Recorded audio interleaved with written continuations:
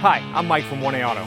We're dedicated to delivering quality auto parts, expert customer service, fast and free shipping, all backed by our 100% satisfaction guarantee. So visit us at 1AAuto.com, your trusted source for quality auto parts. In this video, we're going to be working with our 2006 Chrysler 300 3.5 liter V6. We're going to show you how to inspect the levels and conditions of all of your underhood fluids. Keeping these fluids up to the proper levels and in good condition is critical to ensuring the longevity of your engine and its related parts. If you like this video, please click subscribe. We have a ton more information on this vehicle as well as many other makes and models. And if you ever need parts for your car, you can follow the link down in the description over to 1AAuto.com. Open your hood. The fluids under the hood on this vehicle are located under this cap here. We have our brake fluid reservoir, our coolant reservoir, which is also the fill location on this vehicle. There is no fill cap on the radiator here. We have our power steering reservoir up here at the driver's side front. Our oil fill cap right over here on the driver's side of the engine. Over on the passenger side of the engine bay, we have our engine oil dipstick, as well as our washer fluid reservoir. And while the battery of this vehicle is located in the trunk, if you ever have to jump start it, we have a jump post here with the ground post over here by the strut tower. This cap up here on the cowl, right by the windshield on the driver's side, simply pops up at the front to reveal our master cylinder or brake fluid reservoir. Remove the cap. The best way to check the fluid level in one of these reservoirs, because they get pretty cloudy and difficult to see over time, is to put a flashlight on the top, and you can see here we have our max fluid level, which is where we want that filled up to. If you take a look, our fluid is kind of a dark reddish brown color, which means it's got to have some kind of contaminants in there.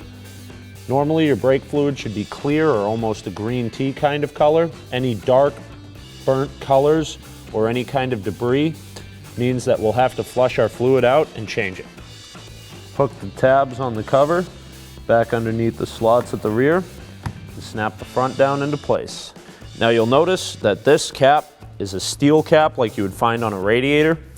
If your vehicle has been running and is up to temperature, this cap is hot and under pressure, so be sure to let the vehicle cool down before you push down. Rotate the cap counterclockwise. There will be one click which loosens it, but will only relieve pressure. Do that first. Once the pressure is released, push down and rotate it counterclockwise again to remove your cap. Once again, these bottles tend to get pretty murky, so if you put a light on top, we can see our coolant level down in there. You can see our max level cold and our minimum level is down by the intake here. So this coolant, we would want to top up a little bit.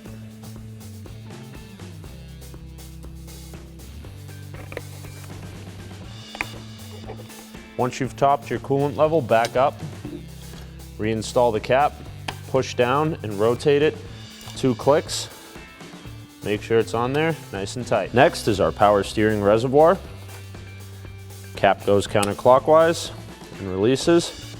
You'll see that we have a dipstick on the end here and some red fluid, which means that this vehicle uses automatic transmission fluid or ATF as opposed to a clear power steering fluid.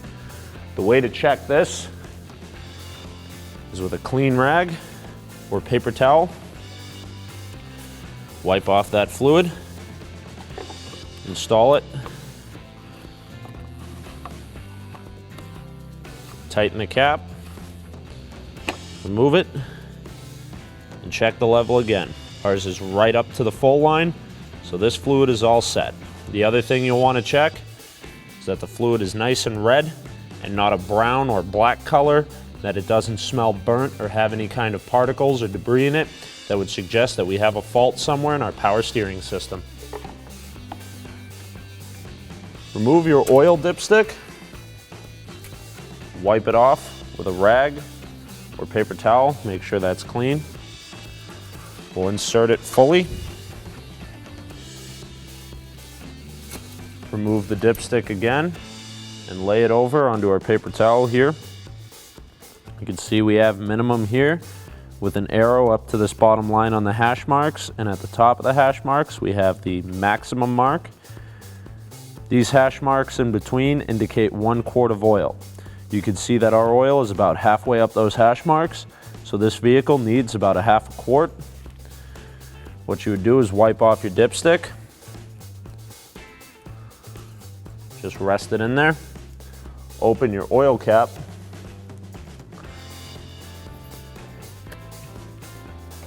And pour in a half quart of oil. Give it a moment to run down and recheck your dipstick. Repeat that process until you're back up to the full line and reinstall the dipstick. Your washer fluid is nice and easy. Open the cap, grab your favorite washer fluid, and fill to capacity.